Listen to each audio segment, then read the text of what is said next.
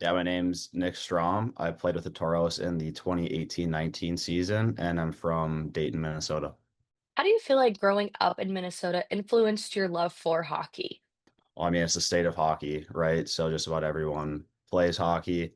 My parents say that they brought me to a wild game, my brother and I, when we were like 4 or 5 years old. And from there, just like really started loving hockey and started playing from a young age. And Minnesota high school hockey is such a big deal. And that's really, I think, what hooked me as well. At what point of your hockey career did you realize, that you wanted to actually make a career out of it? I would say watching the Gophers and Sioux UND rivalry.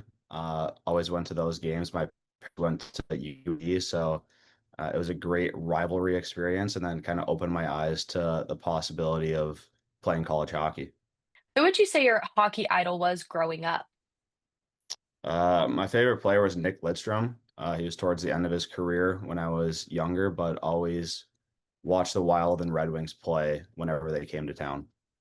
What about him stood out to you that, you kind of idolized him? I mean, he's one of the best defensemen, if not the best defenseman of all time.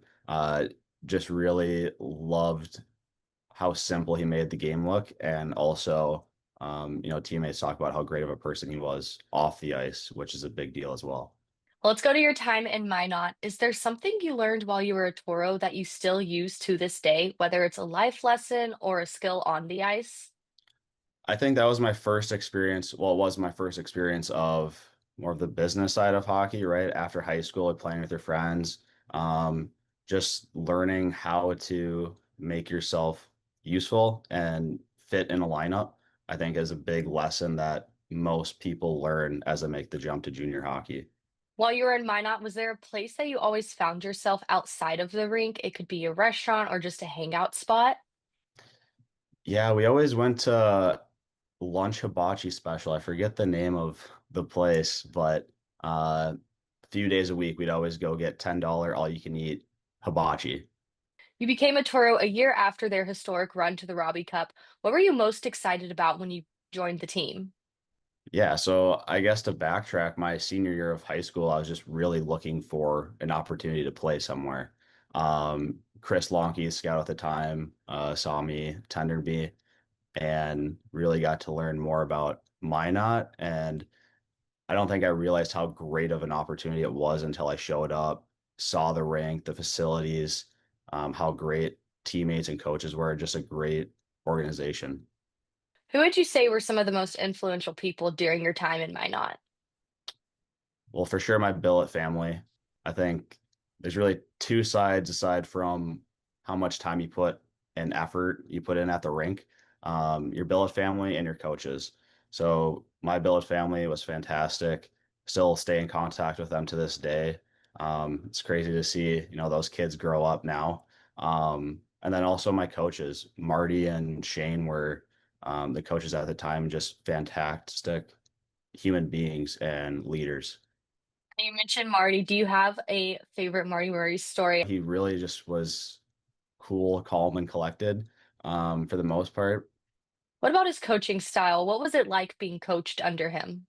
I really felt like, for me at least, maybe it was different for other guys, but he kind of let me do my thing, I guess, and he would talk to me, wouldn't yell at me, just give me feedback on my game, and was just an advocate for me and very great resource for any young player. You were part of the Toro team that went to playoffs that 2018-2019 season. What were playoff games like in the Mesa? Yeah, so I'd say every game in general was great. Great atmosphere at the Mesa. Um, Playoffs, whole nother level. I think just every single game, regular season was loud, but playoffs was a whole nother level. Something I still remember to this day. Um, just great atmosphere. Now, Brad Porter, the owner slash bus driver, what are some of your favorite memories about him? Well, I think just that I don't know many owners that are willing and want to drive the bus and kind of like be a part of the team. I think that's really special. And just enjoyed having an owner that cared so much. How do you feel like Minot prepared you for the next level? Yeah, so I'm super grateful for my time in Minot preparing me to play college. After playing in Minot, got drafted in Fargo and moved on there, and really attribute that to, again, great coaching and a great team in Minot that, helped propel me to that level. And also, I owe my college commitment at the time to Minot, committed right after that playoff. Um, so yeah, very grateful. You mentioned you went to Fargo. Your final year in Fargo, you actually wore a C on your chest. What did you learn about yourself when you were put in that leadership position? It's a great question. Really just I don't think it really changed a lot about what I did day to day. Maybe I talked to the coaches a little bit more, but I felt like, I had to speak up every once in a while when it needed. But other than that, I felt like I was who I was, regardless of the letter on my jersey. So you played 3 seasons at RPI. What stuck out to you about their program that made it a good fit for you? Yeah, so I transferred there after my freshman year at Western Michigan, and super grateful for, the coaches, Dave and Chuck, taking me in the transfer portal, taking a chance on me. Um, what stood out to me is the opportunity that was there to play and great school as well. And then while you were there, you were named to the 2023-24 CSC Academic All District and the AHCA Crampod Scholar All American. What was the key to success when it came to balancing being a student athlete? I would just say the biggest thing is getting to know your professors. A lot of people may not think that's a big deal these days, but if you show up to one office hours and just introduce yourself, that goes a long way in your success individually.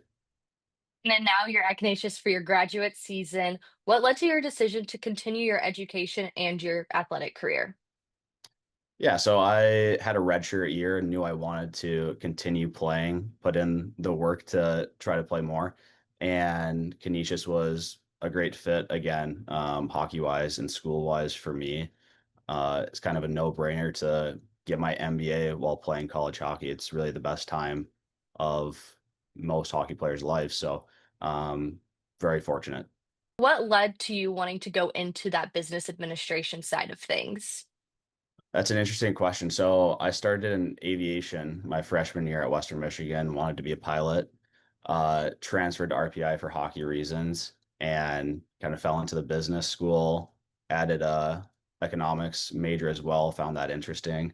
And then there's really only one option for graduate school in business. That's an MBA. I'd say finance just because I find the markets interesting. Well, finally, do you have a message for Toros fans watching? I would say thank you to everyone that made my time there so special. It was awesome being a part of a community that really supported us. And, to the guys that are there now, just take advantage of it. It's a great town, great facilities, and obviously it's a great place to play. Well, thank you so much for joining me today and best of luck the rest of the season. Yeah, thank you.